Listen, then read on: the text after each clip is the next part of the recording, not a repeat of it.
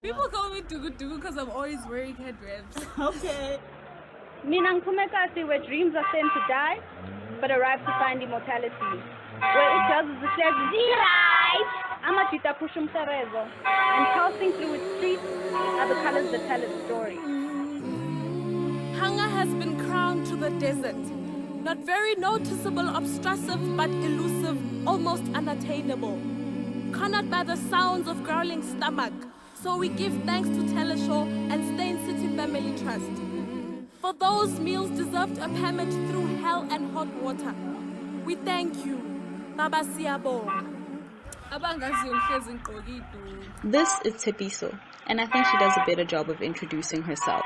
Alright guys, Tshepiso is a township girl. I grew up here since 2002 till today.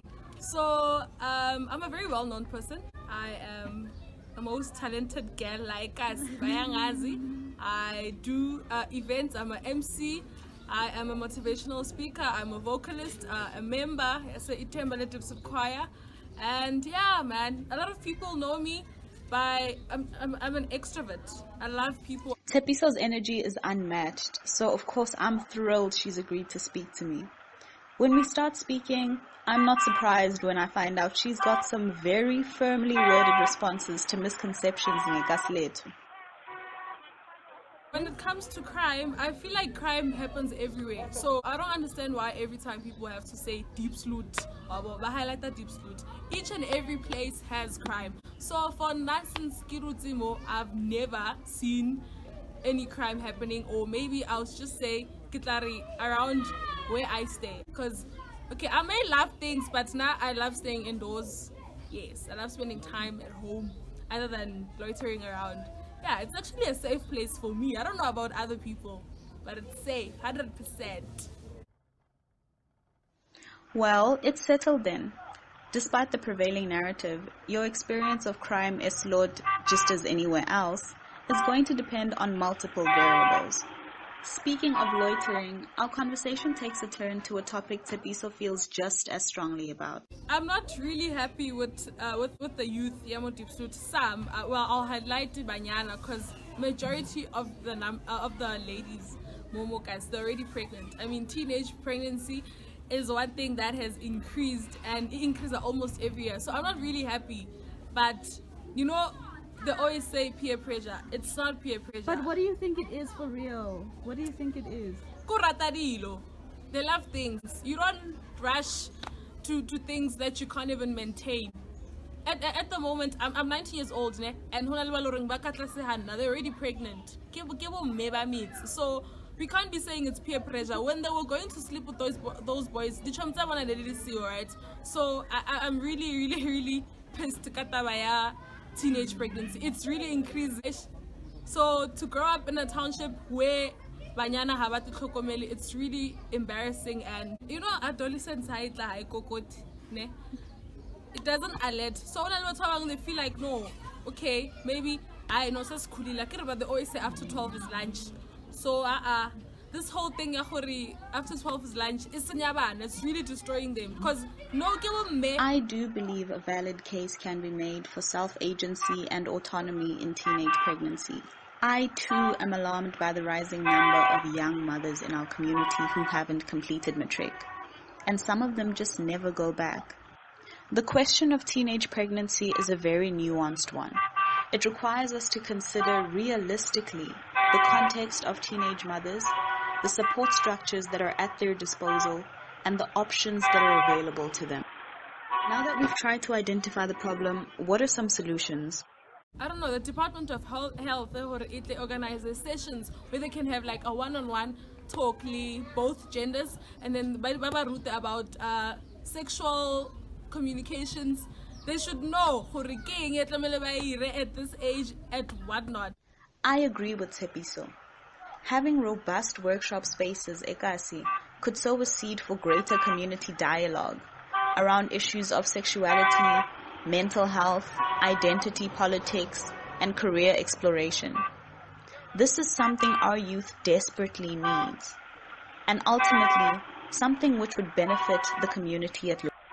Now for my side, I feel like I'm very lucky. Ke kgoletse mo Diepsloot, but as yet, I'm 19, I'm not pregnant. So I don't know if as rona ba loring we managed to feel like at this age, we can actually motivate the ones ba loring they are libona, they are upcoming teenage mothers, understand? So rona ba loring renali experience a good and we didn't rush to things. I feel like we can motivate them as well. As it turns out, Tshepiso wasn't just lucky, she's been too occupied building that impressive bio we heard earlier.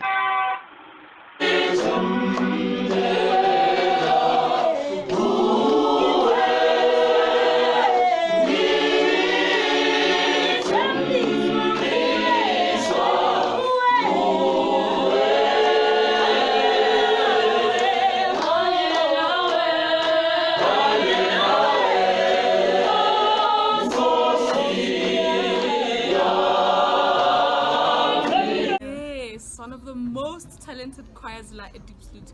Well, for me, it wasn't really easy. But okay, well, let me just say my mom didn't want me to be part of the choir. But I get why, but I feel like as much as kite maintain like that place, choir ele, has been my second home. Understand? It's where I go when I'm not doing anything.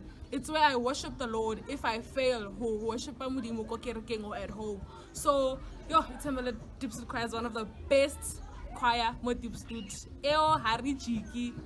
It's done and dusted. When we host events, when other choirs come, and then we amalgamate the choir setting where we, it's one of my favorites, and we see the talented rona ka go fapa.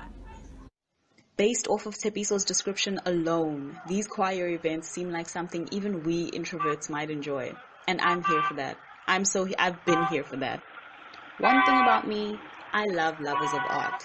And Tshepiso's one of them. But more than that, she exudes performance energy. I can only imagine the powerhouse she becomes when that presence is magnified on stage. When I ask what the next 5 years hold for her, I'm not surprised when she sets the bar a little higher. Let's give it 2 years. I'm going very far. I love doing the Ntotsaka Sipiring. You know, people, when you tell them what you want to do, you never know what they're capable of doing. So I prefer doing Ntotsaka private. I don't like telling people what I want to do in future. So Dakaba surprises. So hey, watch out. Dugu is coming for y'all. She's coming. Among my favorite things about Tshepiso are her smile, enthusiasm, and warm personality. But today, I'm particularly grateful that she's reminded me of the reason I began this series. Colors of My Hood is not just about my community, but for it too. Hopefully, by sharing stories of the proud potential of our community, this series can encourage a kind of sober optimism about the future of Ikasletu and our role in shaping it.